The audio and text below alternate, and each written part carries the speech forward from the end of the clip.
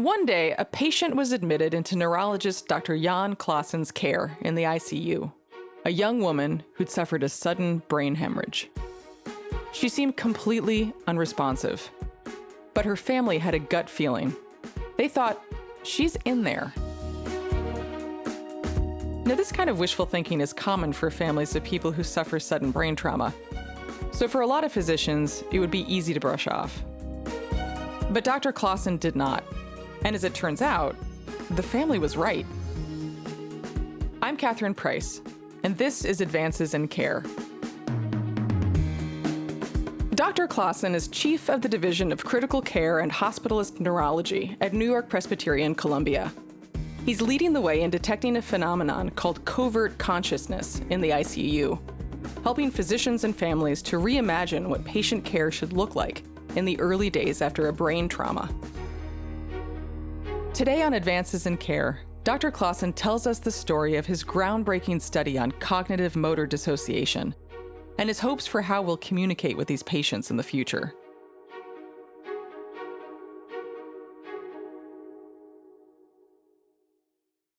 I'm so excited to speak with you today. Yeah, me too. I'm always really curious about how people got to do what they do today. So can you tell me a bit about your personal background and how this interest began? Towards sort of the second part of my medical school training, there was an opportunity to get involved in research. And I was looking around for a research project. And I had this long-standing interest in understanding human consciousness. And by coincidence, I stumbled across this investigator that wanted to do a study in patients with traumatic brain injury that wanted to find better ways to predict how they would do long-term wise. So who would recover and who wouldn't. And so I was this young medical student, got very eager and interested, got in first day in the ICU, and they told me, end of the hallway is your patient, you can do your study. A week later, part of the study was we followed up with the patient and wanted to see how they did. And so I came back to the ICU and I asked them, where's this young patient? This was a 20-year-old patient that had a rollerblading accident, fell on the back of his head and had a big hemorrhage and big trauma. And so I asked them, where is he? And in my mind, it was like, the patient isn't here anymore. He died. This is all a waste. What am I doing here? And they said, actually, no, you have to go one floor up. And he's actually on the regular floor. And so I went upstairs, and this patient was actually in the common room playing cards with other patients. Oh, wow. And he had fully recovered. And when I saw that, that just triggered this response in me where I was like, this is what I want to dedicate my life to. I really want to figure out about recovery of consciousness, about recovery, and of these sickest patients that you can imagine. What was it about that particular moment that made you realize, oh my goodness, this is actually what I want to study? I think part of it was that I sort of was so surprised myself that I really honestly didn't believe that this patient had a chance of recovery. If he had a chance of recovery, he would recover in a very, very poor state. And the opposite was true. He was basically back to normal. And to see this differential in between complete hopelessness and then somebody where you can give them back to their family, back into a normal life, was just incredibly inspiring to me. Huh. And so you were saying you've always been interested in consciousness. I'm wondering if you can tell me a bit more about what you mean by that. It's really a great question. So what is consciousness, right? Actually, honestly, if you really think about it, it's very, very difficult to define. And if you read philosophers, everybody actually talks about something different. And some say it's just too complicated to even define it. Or, it's like maybe it's all an illusion. And I mean, maybe that's true, right? When I talk about consciousness, it's something much more practical. I mean, I talk to you and we have a conversation, you respond, and I assume that you're conscious. And that's how consciousness typically in a practical sense, is conceptualized. So you mean basically to having like a understanding coupled with a reaction is how you're kind of pragmatically defining it? And typically by a motor reaction, right? By the motor response. So typically you ask in a very clinical sense, you ask somebody to do something. In the ICU, for example, we ask a patient, stick out your tongue or show us two fingers. If they do it, we assume that they're conscious. If they don't, we don't think that they're conscious. Gotcha. So can you Can you tell me a little bit about how consciousness has been understood within medicine historically? So disorders of consciousness have been known for a long, long time. The word coma is a Greek word. And so they describe this state of a deep sleep that somebody could not be awakened up from.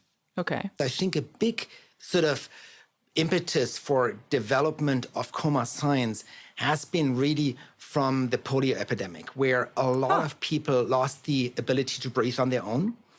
And so that actually started the development of ventilators. And before that, patients in an unresponsive state just didn't survive. So there was actually very little known about survival in an unconscious state.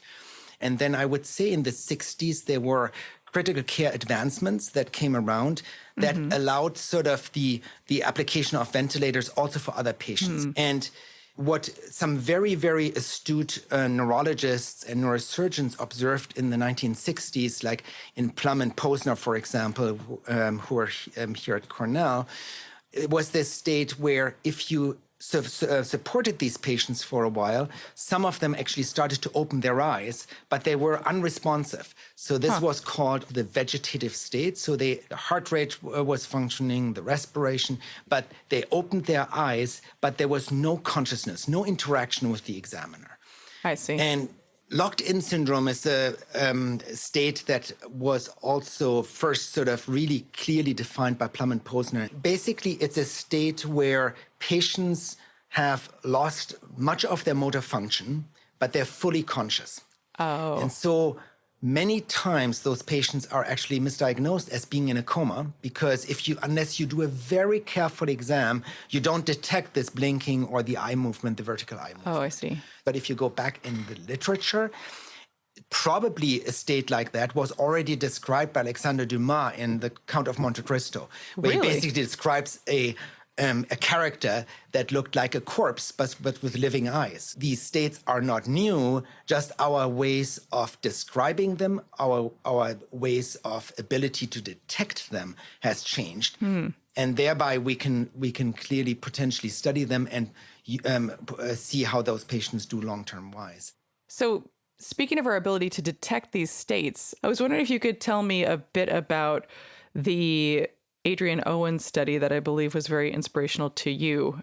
Yeah, so Adrian Owen is a psychologist, and he did a study. He published it in Science in 2006, and he studied a young woman, and she had had a traumatic brain injury, car accident.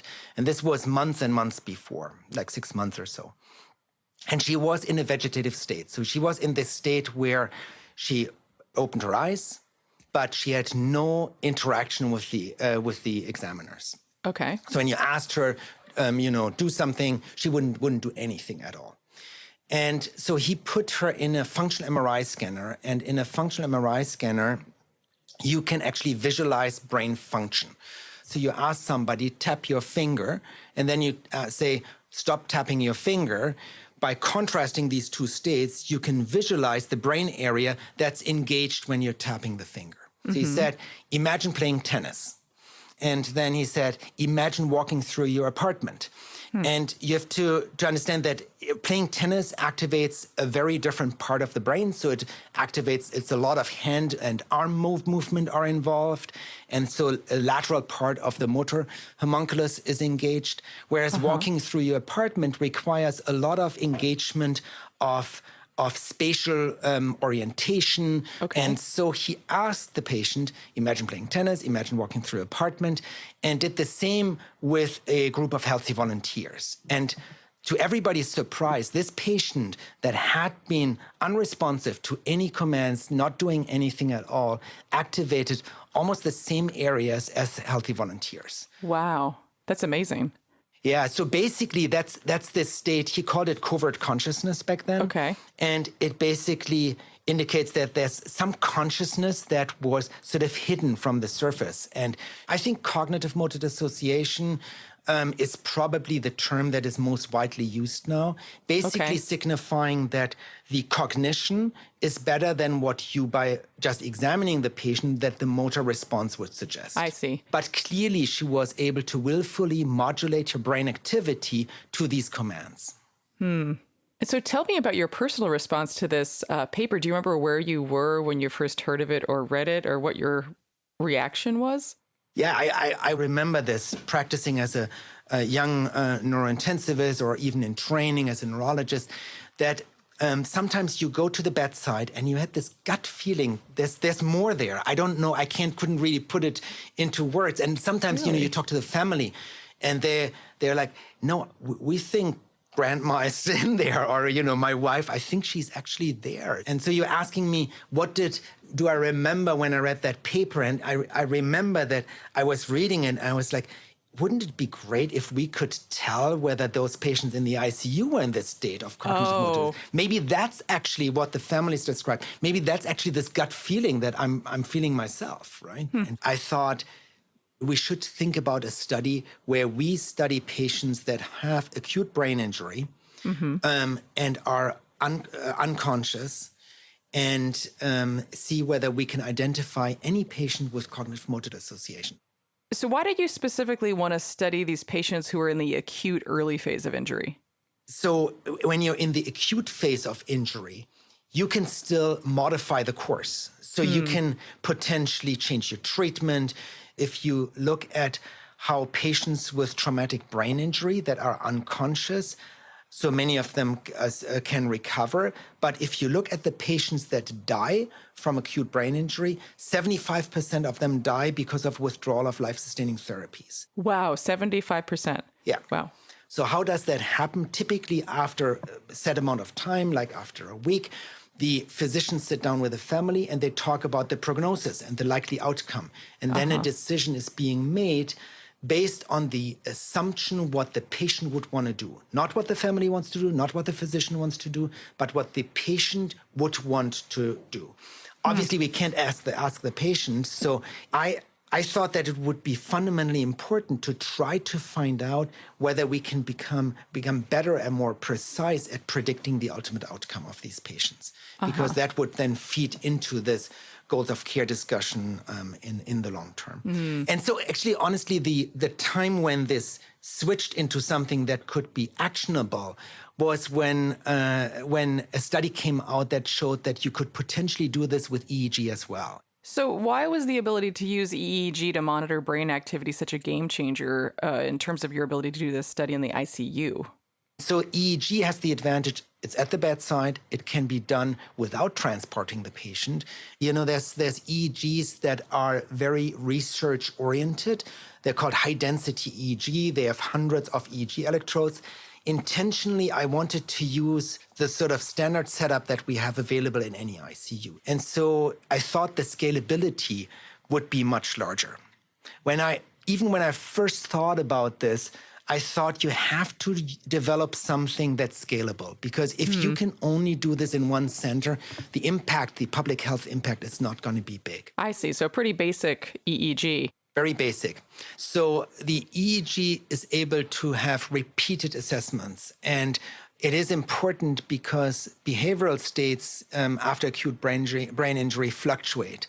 The recovery from the acute brain injury and the secondary worsening from complications, be it strokes, be it sepsis, be it pneumonia, urinary tract infection, all of that can affect your brain function. And so these complex interactions, if you just have one snapshot in time, it's going to be impossible to even know where you are there. Whereas if you have a repeated assessment and it goes boom, boom, boom, boom up, then you can sort of put that into the context. Gotcha. So how did you design and carry out your study? So basically what we did is we used the EEG. We asked the patient, keep moving your right hand and just keep opening and closing your right hand. And then we said, stop opening and closing your right hand. Oh. And then we did the same with the left hand. Obviously, if they do open their hand, then they're not unconscious, That's right? pretty easy then they were out of the study. Right, exactly. That's not what we're testing here. But while they are engaging or not engaging in trying to do this, we were recording the EEG. I see. Sort of time synced to that. And we did this over and over again. Keep opening and closing your right hand. Stop opening and closing your right hand. And then basically what you do is you take the EEG that's recorded and you analyze the power in specific frequencies. So what does that mean? You have fast and slow waves in the EEG, and you look at the power, the amplitude in specific frequency spectra. So how much power is there of slow waves? How much power is there of fast waves? And you look at that at each electrode that you have on the head. And that generates a data set. And then basically this data set is analyzed with a machine learning algorithm. And the idea is very simple. The algorithm basically creates a line between these data sets and looks at whether the response to a move command compared to a stop moving command is systematically different. And if it's systematically different, that means the brain reacted in a way to the move command differently to the stop moving command. Wow. So you're saying that if the patient's response to the two commands was discernibly different, then it meant that the patient had some level of consciousness. That's exactly right. That's exactly right, yeah. So tell me what happened. What were the results of this study? Yeah, it was, I remember this very, very, very well. It was a big surprise. I think we did this for at least 5-6 years. Oh, wow. And, the whole time we kept ourselves completely blinded to the results. So we certainly didn't tell the families. We didn't tell the physicians taking care of the patients, making any decisions. And we didn't know ourselves. And so when we had collected the first 100 patients, we said, we're going to look, is there anybody that has cognitive motor dissociation? And to our big surprise, actually, 15% of the patients had cognitive motor dissociation. What? So 15% doesn't sound a lot, but if you think about the number of patients that are in an unconscious state worldwide, it is millions, actually, and 15% of that is a huge number. So you're saying that of people who seem totally unresponsive, that in the past might have had their life support pulled, I mean, perhaps even did in this circumstance, but might have just been thought to be hopeless, there actually were 15% showing some sign that they were conscious? Yeah, exactly. Only not behaviorally, right? So none of them showed any behavioral sign of consciousness, and we don't know what their fate would have been. But what we were surprised by is that this was such a high rate. So tell me about the moment when you unblinded yourself. I mean, where were you? What did you feel like? How did you respond? So first, we didn't believe it. We did a number of tests to assure that this was a real finding. There's a number of plausibility approaches that you apply to the data, and the data stood. It actually remained. But what we wanted to see does this have any meaning in predicting the outcome of these patients? I mean, that makes sense because I guess even if you know they're in there, it doesn't necessarily mean they'll be able to come back. So how did you go about figuring that out? We had actually prospectively assessed this because that was part of the study, so that everybody was assessed at the same time. Oh, okay. So we looked at 3, 6 months, 12 months, and then 3 years. And what we found, first of all, which was shocking, that patients that had covert consciousness had a much higher chance to recover behavioral features of consciousness before hospital discharge. And then even more important, when we looked a year after the injury, 44% of the patients with covert consciousness had functional recovery. Wow. Yeah, so we were able to show that independent of age, of the neurological deficits on admission to the hospital, and the brain injury that they had, independent of that, we were able to predict time to recovery. So the patients with cognitive motor dissociation recover earlier than the ones without cognitive motor dissociation. So is this a transitory state that we detect there that then predicts the recovery? Or is it a defined state that just associates with recovery? I understand you're saying this is not yet possible, but it seems like in the future, perhaps you would be able to identify the people who were the most likely to recover. And that might be a life or death piece of knowledge, right? Yeah. In terms of, as you were saying, 75% of the people who die from these states is because we withdraw care. Yeah. What we're trying to do right now is to take it to the next step and see whether we can scale this. Right now, we have a study, the Reconfig study, where we are actually studying patients with brain hemorrhages. Yeah, tell me about that. So Reconfig is an acronym that stands for Recovery of Consciousness Following Intracerebral Hemorrhage. the reason I focused on that was that these patients have focal lesions where the injury is, but also diffuse injury. So it's a good sort of patient population to study the impact of brain injury on the ability to detect covert consciousness. And we are studying this with regular and advanced MRI studies. So basically what we're looking at is getting an exact idea about the injury, where it occurs, and then also on the network effect. And by that, understand more about the mechanisms of what underlies covert consciousness. I think the idea is if we understand the mechanisms underlying covert consciousness, then we can better integrate it into our prognostic and therapeutic approaches of treating these patients. And we are enrolling not only here at NYP Columbia, but also in Miami. And we are having them upload the EEG to our server and analyze it here. So basically to go towards a setup where you can actually scale this better. And then to make this as sort of scalable as possible, we also shared all of our protocols. We shared our code, basically, that we use to analyze these data immediately with the publication of the papers so that, we can, multiply this and potentially have a bigger impact. Is that one of the benefits of making the code open source, that it actually makes it more standardized if people are using the same code to analyze their data as you did for yours? Exactly, because otherwise they would try to copy, to come up with something similar, but then maybe we have different results, and maybe it's because the code is different. So as much as you use the same technology, the more that people do that, the more likely it is that they will get the same results. Tell me more about that, because it seems you're very passionate about, making things equitable and making sure that the research you're doing is scalable and not just available in elite research settings. So I think it is. As researchers, I think it's incredibly important to think about not just what you can do at your place, but what the bigger impact can be. A huge number of patients worldwide have disorders of consciousness. Trauma is very prevalent no matter where you go in the world. So we, in 2019, after the paper was published, I got together with investigators through the Neurocritical Care Society, and we developed this Curing Coma campaign. And it's a worldwide campaign now involving scientists from all over the world. And we're working on, for example, doing a study like covert consciousness detection in a broader scale. And so what I think is important that we think about innovative ways of using what we already have, because we have a lot of technology. So you can, for example, analyze a CT image that somebody obtains in California in real time here in New York.